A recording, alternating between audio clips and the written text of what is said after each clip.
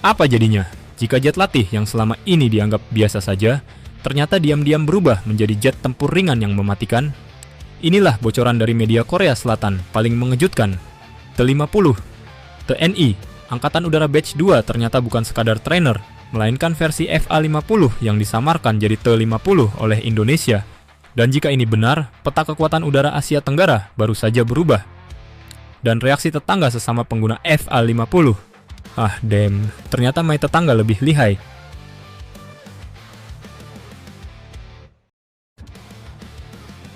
Fakta awal dan sumber isu. Isu ini muncul dari laporan media pertahanan K-Defense News yang menyebut bahwa pengadaan batch kedua T-50 Golden Eagle milik TNI Angkatan Udara memiliki konfigurasi yang jauh lebih panas dari yang selama ini diketahui publik. Selama ini, Indonesia dikenal mengoperasikan KAIT-50 Golden Eagle sebagai jet latih lanjut. Platform ini memang canggih, tetapi secara doktrin tetap berada di kategori lead-in fighter trainer, bukan jet tempur garis depan. Namun dalam laporan tersebut, disebutkan bahwa batch terbaru justru dipersiapkan dengan standar avionik, sistem senjata, dan kemampuan yang identik atau sangat mendekati KAI-FA-50 Fighting Eagle. Jika ini benar, maka kita tidak lagi bicara soal trainer dengan senjata tambahan. Ini adalah transformasi diam-diam menuju light fighter capability.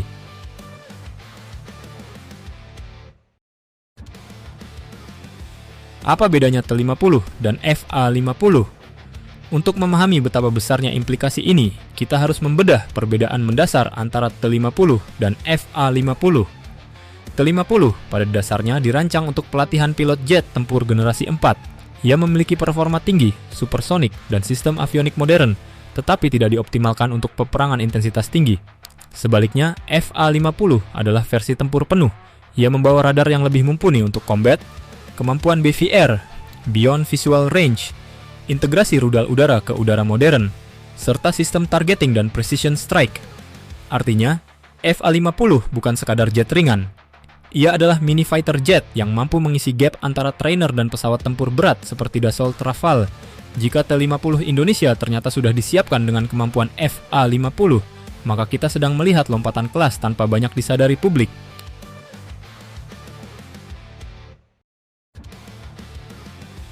Strategi di balik keputusan ini.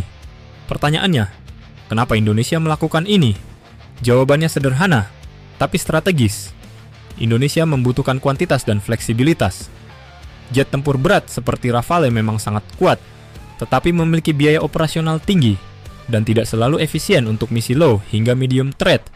Disinilah konsep FA-50 masuk.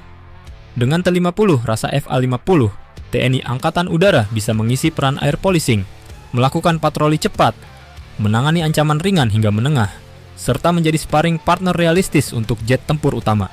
Ini adalah konsep high-low mix strategi, kombinasi jet mahal dan jet ekonomis, tetapi tetap mematikan.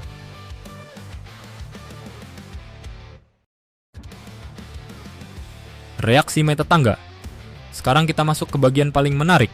Negara tetangga seperti Malaysia dan Filipina sebelumnya cukup percaya diri karena mereka membeli FA-50 sebagai jet tempur ringan utama dan meninggalkan Indonesia yang hanya memiliki T-50 yang bukan versi tempur. Filipina dengan FA-50, mereka selama ini menjadi salah satu operator paling aktif di kawasan. Malaysia pun mulai memperkuat diri dengan platform yang sama. Namun, jika Indonesia ternyata juga memiliki FA-50 dalam bentuk yang tidak diumumkan secara eksplisit, reaksi yang mungkin muncul sederhana. Alamak, damn, Indonesia ternyata ikut main di level ini, mana dia pura-pura beli T-50, lebih pintar dan lincah ternyata my tetangga. Dengan jumlah armada yang lebih besar, ditambah pengalaman operasional, TNI Angkatan Udara, keseimbangan kekuatan berubah. Indonesia tidak lagi hanya punya jet berat, tetapi juga memiliki lapisan tempur ringan yang sepadan, bahkan berpotensi lebih banyak.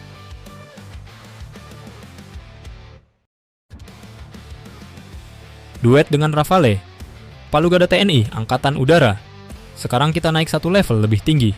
Indonesia sudah mengamankan akuisisi Dassault Rafale dengan total mencapai 42 unit, bahkan berpotensi hingga 60 unit jika penambahan 24 unit disetujui.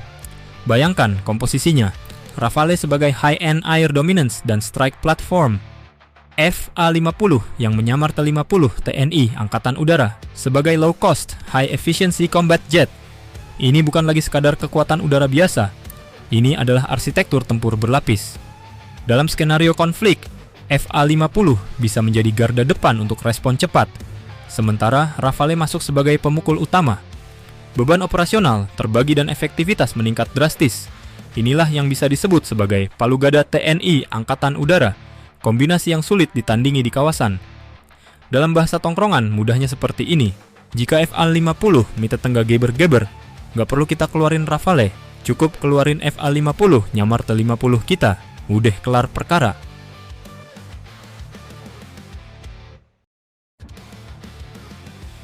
Realita atau overhype?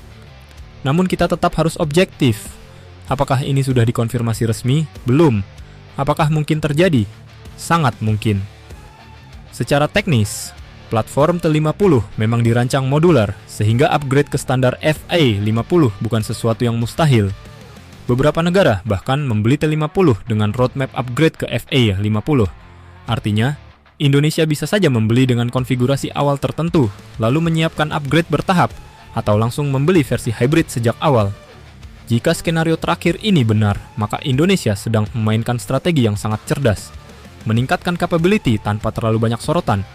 Dan kita patut acungi jempol, operational security TNI Angkatan Udara memang bukan kaleng-kaleng.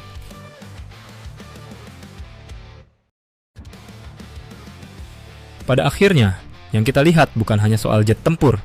Ini adalah tentang bagaimana Indonesia membangun kekuatan udara secara diam-diam, bertahap, tetapi pasti.